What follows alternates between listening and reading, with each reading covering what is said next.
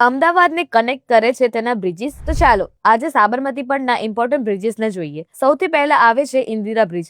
Airport તરફ જવાનું હોય કે અમદાવાદ અને ગાંધીનગર વચ્ચે ટ્રાવેલ કરવું હોય, ઇન્દિરા બ્રિજ ઓલમોસ્ટ બધાના રૂટમાં આવે છે. અમદાવાદમાં પ્રવેશતા જોવા મળે છે સુભાષ બ્રિજ.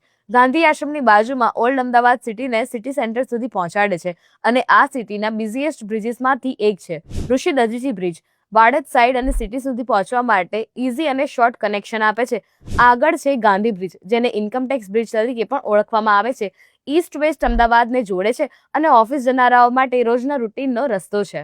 નહેરુ બ્રિજ તો સાબરમતી પરનું ક્લાસિક લેન્ડમાર્ક છે અને રિવરફ્રન્ટનો નાઇટ વ્યૂ અહીંથી એકદમ બેસ્ટ દેખાય છે. શહેરનો સૌથી હિસ્ટ્રિકલ બ્રિજ એટલે એલિસ બ્રિજ, જેને આજે સ્વામી વિવેકાનંદ બ્રિજ તરીકે પણ ઓળખવામાં આવે છે. ટાઉન હોલની બાજુમાં આવેલો જૂના અમદાવાદની વાઇબ આજે પણ અહીંયા ફીલ થાય છે. મોડર્ન અમદાવાદનું પ્રાઇડ એટલે અટલ ફૂટ ઓવરબ્રિજ.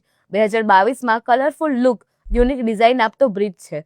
ફોટોસ અને નાઇટ વોક માટે એકદમ પરફેક્ટ સ્પોટ છે. સરદાર બ્રિજ આશ્રમ રોડ અને પાલડી વચ્ચેનો ઇઝી કનેક્ટર છે. ડેલી ટ્રાફિક માટે એકદમ યુઝફુલ છે.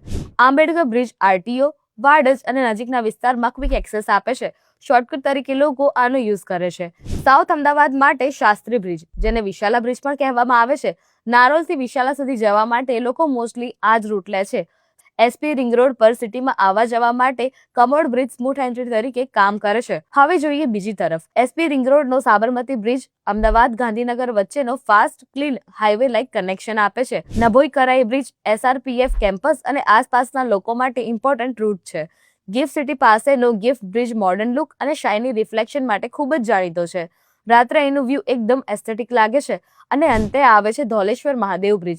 ફેમિલી આઉટિંગ અને ટેમ્પલ વાઇબ્સ ગમતી હોય તો આ એકદમ પરફેક્ટ પ્લેસ છે. તો નેક્સ્ટ ટાઈમ તમે સાબરમતી પરનો કોઈ પણ બ્રિજ ક્રોસ કરો ને, તો એકવાર નજર કરીને એની બ્યુટીને એન્જોય ચોક્કસથી કરજો.